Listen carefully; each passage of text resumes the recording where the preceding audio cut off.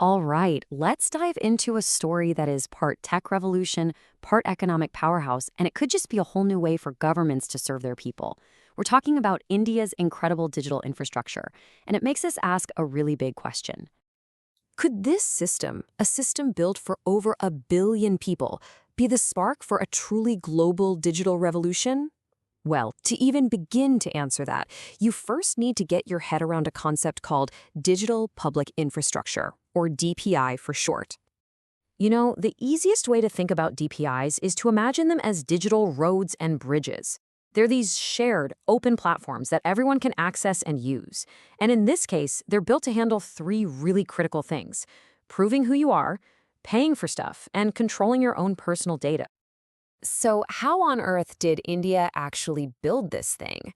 Let's take a look under the hood at what's famously known as the India Stack. And it's not just one piece of software. Think of it more like a set of powerful, interconnected layers that all work together. It all boils down to three foundational pillars. First, you've got to have a secure way to prove you are who you say you are online. Second, you need a totally seamless way to move money around. And third, and this is a big one, you need a system that puts you in charge of your own data. So let's break each one down. The absolute bedrock of this entire system is something called Aadhaar. It's a unique 12-digit number given to more than 1.3 billion people, and it's linked directly to their biometrics, fingerprints, and iris scans. This is so much more than a simple ID card. It's a verifiable digital identity that is basically the key to unlocking everything else in the stack. Okay, so building on top of that identity layer, you have UPI, the Unified Payments Interface. And this is where things get truly transformative. UPI has completely changed daily life in India. It lets anyone with a phone and a bank account send and receive money instantly, any time of day, with practically zero fees. The key here is that it's a public utility, not a for-profit private network. And the final layer of the stack? It's all about data empowerment. Systems like DigiLocker and DPA create what is essentially a secure digital vault for all your official documents. This means you can keep things like your driver's license or your university degree in one place and share them with, say, a bank or an employer, but only with your explicit permission. You control the flow of your own information. So we've got identity, payments, and data control. But why is putting these three things together so incredibly powerful? Well, let's look at the absolutely staggering impact these layers have when they all work in sync at a massive scale. Just pause for a second and let that number sink in. Over 1.3 billion people. This isn't some small-scale pilot project. This is a foundational system operating at a scale that's almost impossible to wrap your head around. It's brought hundreds of millions of people into the formal economy for the very first time. And the effect on payments is just as mind-blowing. UPI isn't just another option for digital payments in India. It pretty much is the entire digital payment space. It now accounts for more than 70% of all digital retail transactions. That level of adoption it's completely unprecedented anywhere else in the world. So what does this all actually mean for people on the ground? Well, the benefits are huge. We're talking about financial inclusion on an epic scale, incredible new efficiencies in getting government benefits directly to citizens, which, by the way, slashes corruption, and it makes transaction costs plummet for everyone. But maybe the most important benefit is that it creates this incredible launchpad for innovation. And that right there is the secret sauce. This isn't some closed-off government project. Because the whole thing is built on open standards, it creates a foundation that private companies and startups can build on top of. It's fueling a whole new ecosystem of services, from lending to e-commerce. Now, as you can imagine, this kind of success has not gone unnoticed. India is now actively pitching the India Stack not just as a domestic win, but as a model, or, as they sometimes call it, a gift to the world.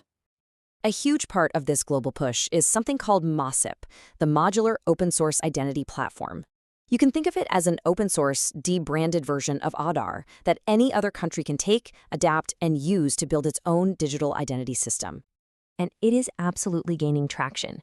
Right now, over 20 countries, from the Philippines to Ethiopia, are already using or testing out this open-source model to build their own digital foundations.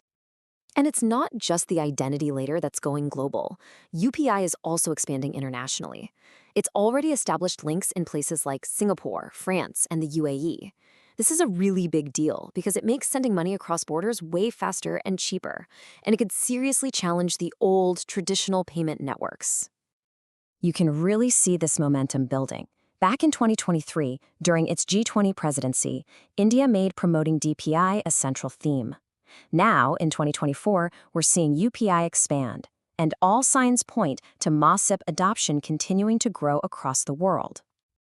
Okay, but let's be realistic. With any technology this powerful, there are going to be some serious challenges and risks. To get the full picture, we have to look at the other side of the coin.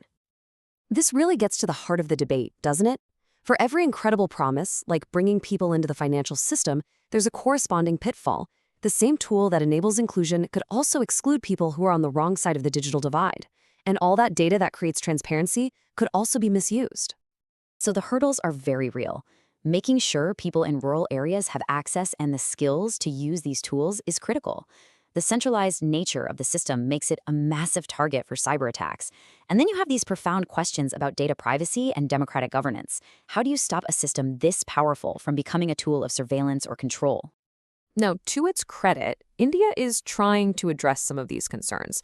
They've recently introduced new laws, like the Digital Personal Data Protection Act. This is a really critical attempt to create a legal framework that balances all this innovation with the fundamental right to privacy. So when you step back and look at the whole picture, what do you see?